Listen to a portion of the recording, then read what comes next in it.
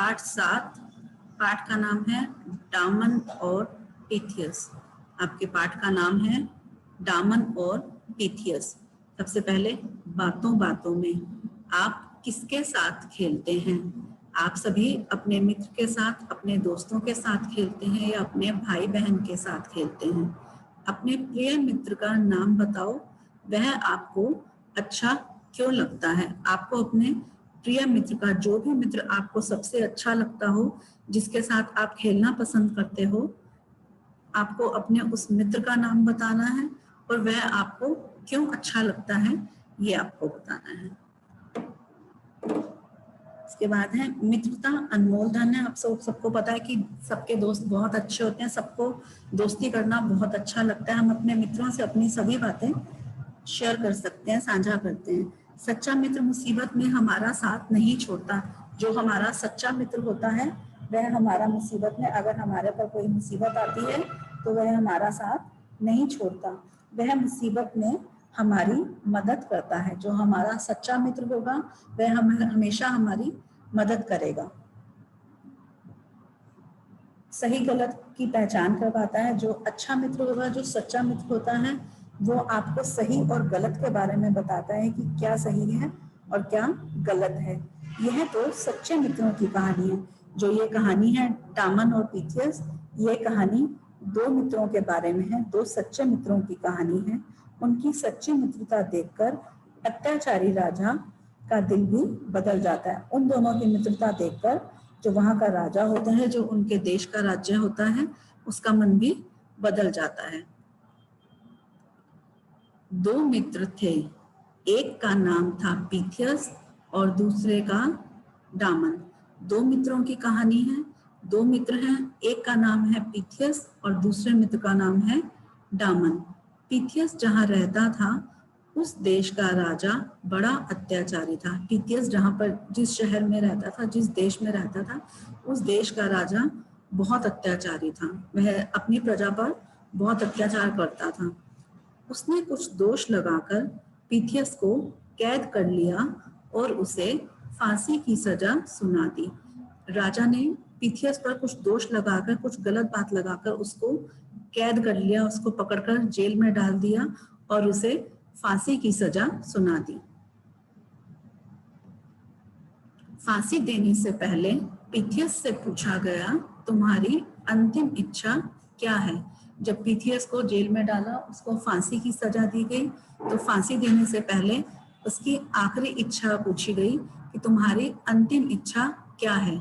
Pittheus ने कहा कि मैं अपने परिवार से मिलना चाहता हूँ। पीथियस ने राजा को बोला कि मैं अपने परिवार से मिलना चाहता हूँ। राजा ने कहा, पीथियस के बदले कोई दूसरा आदमी जेल में रहने को तैयार हो तो पीथियस को कुछ दिनों की छुट्टी दे जाएगी। फांसी देने से पहले पीथियस से पूछा कि तुम्हारी अंतिम इच्छा क्या है? तो पीथियस ने बोला कि मैं अपने परिवार से मिलना चाहता हूँ। तो राजा ने उसे बोला कि पीथियस के बदले कोई दूसरा आदमी जेल में रहने को तैयार हो तो उसे कुछ दिनों की छुट्टी दे दी जाएगी। उसे इस तरह से नहीं भेज सकते थे ना, हो सकता था कि वो वापस ही नहीं आए। तो इसलिए राजा ने क्या बोला कि पीथियस के बदले अगर कोई दूसरा आदमी जेल में रहने को तैयार हो जाएगा तो पीथियस को कुछ दिनों की छुट्टी दे दी जाएगी। डामन पीथियस का मित्र था। डामन जो है पीथियस का बहुत अच्छा और सच्चा मित्र था। उसने अपने मित्र पीथियस की जगह जेल में रहना स्वीकार किया। डामन उसका बहुत अच्छा मित्र था और उसे लगा कि अगर पीथियस अपने परिवार से मिलना चाहता है, यह उसकी आखिरी इच्छा है, तो मैं जेल में रहना स्वीकार कर लेता हूँ। उसने अपने मित्र पीथियस की जगह जेल में रहना स्वीकार किया। पीथियस अपने परिवार से मिलने चला गया। लौटते समय हवा उल्टी चल रही थी। जब वो अपने परिवार से मिलकर, अपने मित्रजनों से, अपने परिवार के लोगों से मिलकर वापस आ रहा था, तो जिस नाव में वो आ रहा था उस तरफ हवा का जो रुख है वो उल्टा चल रहा था। पीथियस की नाव ठीक समय पर ना पहुंच सकी। जब हवा का झोंका बहुत तेज होता है तो सब चीजें बहुत थोड़ा सा धीरे से हो जाती हैं, उस तरह से नाव सही तरह से नहीं बह पा रही थी, तो नाव ठीक समय पर नहीं पहुंच सकी। जो दिन उसको दिया गया था उस समय पर वो वहां पर नहीं पहुंच सका। दूसरी ओर डामन के मन में आनंद की लहरें उठ रही थी। दूसरी तरफ डामन जो है वो बहुत खुश हो रहा था कि आज प्रिय मित्र के लिए मेरा जीवन काम आएगा। उसके मन में आनंद की लहरें इसलिए उठ रही थी कि आज मेरा जो जीवन है, अगर मेरा मित्र नहीं आ रहा तो मैं अपने मित्र के काम आ सकूंगा, मैं अपने मित्र की जगह फांसी पर लटक जाऊंगा, मेरा मित्र बच जाएगा और उसकी जगह मुझे फांसी हो जाएगी। तो इसलिए उसके मन में आनंद की लहरें उठ रही थी कि मेरा प्रिय मित्र जो है वो बच जाएगा और उसकी जगह मुझे फांसी दे दी जाएगी और मेरा जीवन उसके काम आ जाएगा।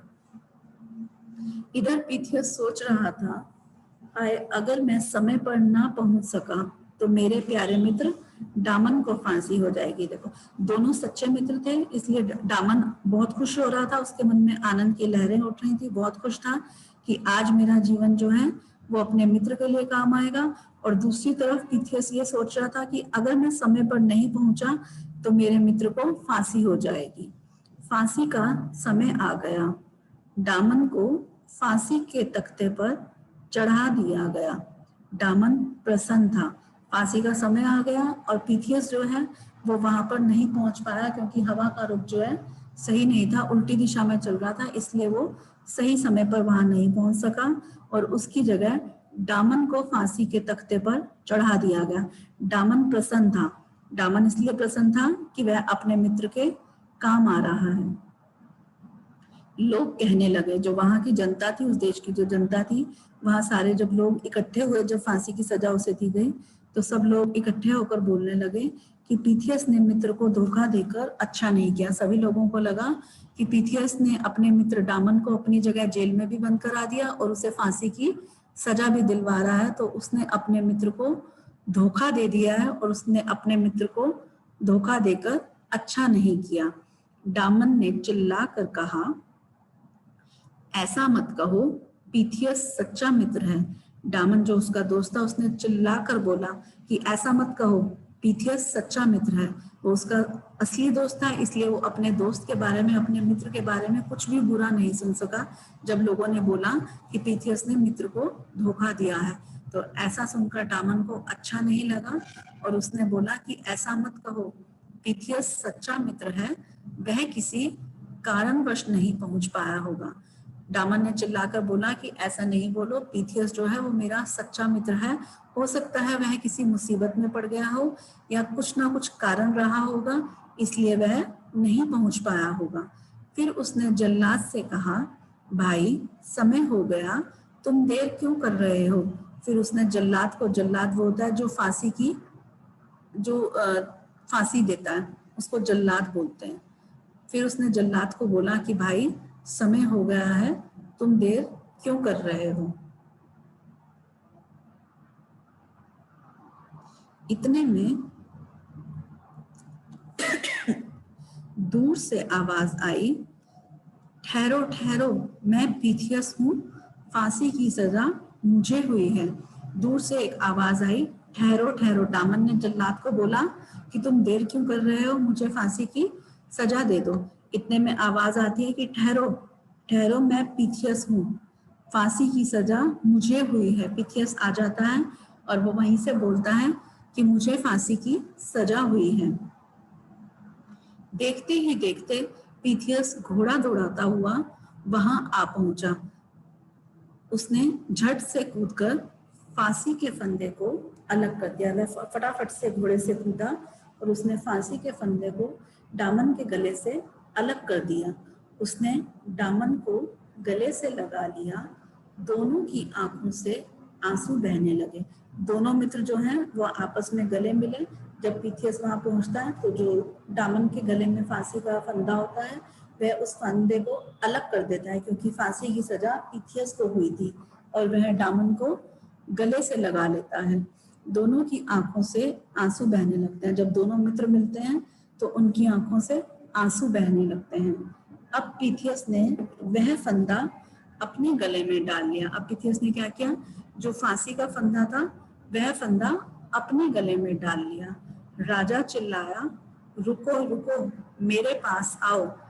जैसे ही पीथियस ने फंदा जो था वो अपने गले में डाला तभी राजा जो है वो वहां से चिल्लाया और राजा बोला कि रुको रुको, मेरे पास आओ, मैं ऐसे सच्चे मित्रों की जोड़ी को तोड़ना नहीं चाहता। राजा चिल्लाकर बोला कि रुको और मेरे पास आओ।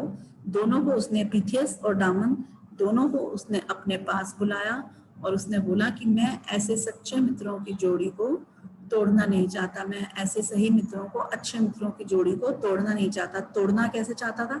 अगर एक को फांसी हो जाती तो एक व्यक्ति तो मर जाता, वो अकेला रह जाता, चाहे वो डामन को फांसी की सजा हो जाती या पिथियस को हो जाती, तो दोनों मित्रों में से एक मित्र जीवित बचता। इसलिए राजा ने उन दोनों को रोका और उन्हें बोला कि मैं ऐसे सच्चे मित्रों की जोड़ी को तोड़ना नहीं चाहता, मैं चाहता हूँ कि आप मुझे भी अपना मित्र बना ले। राजा उन्हें कहता है कि मैं आप दोनों की सच्ची दोस्ती को तोड़ना नहीं चाहता और मैं चाहता हूँ कि आप मुझे भी अपना मित्र बना लो। जब अच्छे व्यक्ति होते हैं, सच्चे मित्र होते हैं, तो सभी उनसे दोस्ती करना चाहते हैं। तो राजा को भी ऐसा लगा कि ये बहुत अच्छे मित्र हैं और सच्चे मित्र हैं, मुझे भी इनके साथ दोस्ती कर लेनी चाहिए। तो राजा ने बोला कि आप मुझे भी अपना मित्र बना लो, मुझे आप जैसे मित्रों की बहुत आवश्यकता है। राजा की आंखों से आंसू बह रहे थे।